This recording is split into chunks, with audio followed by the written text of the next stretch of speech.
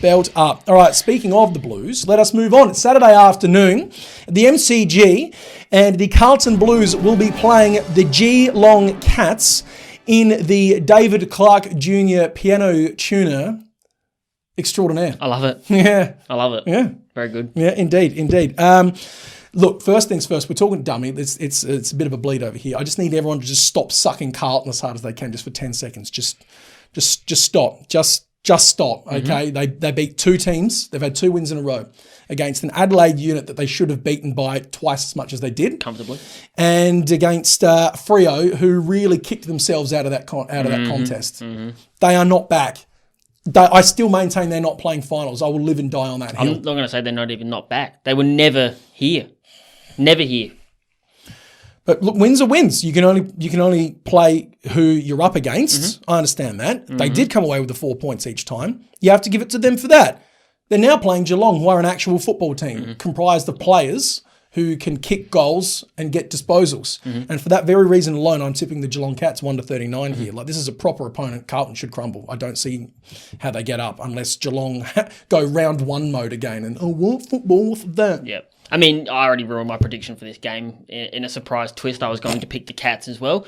Like I said, Blues played just poor sides. And yes, coming off back-to-back wins, that is good for the culture. You could actually see legitimately how much it meant to them to get a second win on the board in a row. Sam Walsh and Cripps, they were all crying. They were frothing. They were loving it. Yep. But Cripps is injured.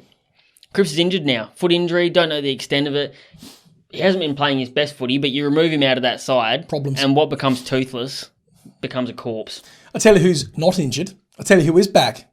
Danger. Or was he ever? Big Danger. That was probably his best game in 2 or 3 years, I reckon. I was thinking that at the time. Absolutely dominant. God, how frustrated, how angry would you be to think, where's this Danger been? And he comes back against us. Who did the Cats have last week, was it? At Dons. That's right. You'd be thinking as a Dons fan, of all the games, and he pulls this one out the bag against us. And it was like phenomenal. He was absolutely dominant from start to finish. No one could run with him. Not that the Dons obviously try and run with players, but even if they tried, it would have been completely fruitless. He was just phenomenal. And him being back, if he maintains somewhere in that vicinity of form, that might just help to offset the loss of Jeremy Cameron. Well, it's interesting you mentioned Cameron. I feel like him out now means there's going to be extra attention on Hawkins and Carlton's backline. Like, we don't mind slagging off Carlton here, it must be said. But credit where it's due. Liam Jones, been great. The wheat bag Weitering, he had a quiet spot about a month ago. He's back all of a sudden, having a great couple of 2 or 3 weeks. They were questioning, because his name came up on the AFL Rich 100 list. If you haven't seen that, it's on the advertiser at the moment, so go and have a laugh at it.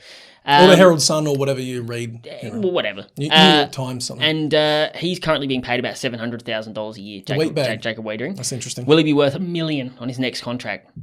No, I'd pay Tom Stewart $1 million before I paid Jacob Weitering $1 million. Interesting. Interesting. Depends what you want though. Like, big key backs don't grow on trees. Well, look at the position the Crows are in.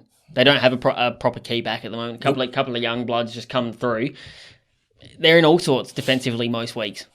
Some weeks are good, some weeks are terrible. Carlton, generally, you can rely on Weitering and Liam Jones to get the job done. To nullify, but they're not doing that this week. Again, if Danger was still sucking, I would say then this makes things a bit more straightforward, two-dimensional. But if he's genuinely back, if this is the real Danger, then that adds another dimension to the Geelong outfit that we haven't seen since end of 2019, when he was just going forward and smashing goals, and he was going in the middle and smashing disposals and couldn't be stopped. I think Geelong is now just a bit too unpredictable for Carlton. I think Carlton are a bit same. Their midfield's muted. Cripps out. It's Geelong all the way. And also Mark O'Connor potentially back in this week. He's available for selection, so you can kiss your Sam Walsh multis goodbye. If you're thinking of putting him disposal-wise in anything, do not. Don't do that. Don't do that. Don't do that. Speaking of bets, I'm looking at Tommy Stewart, 20 plus disposals. He's $1.22 again. $1.22. That's unbelievable. Isaac Smith, 20 plus. Yep. Dangerfield, 25. I'm looking at Newman for 20 and the wheat bag, Jacob Weitering for 15 touches. That's what I'm liking. Yeah, I did have Newman down here.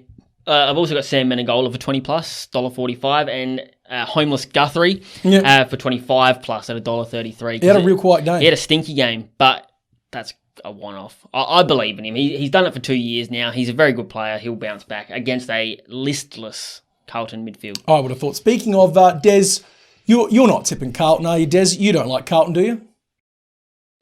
They are shit. Jeepers.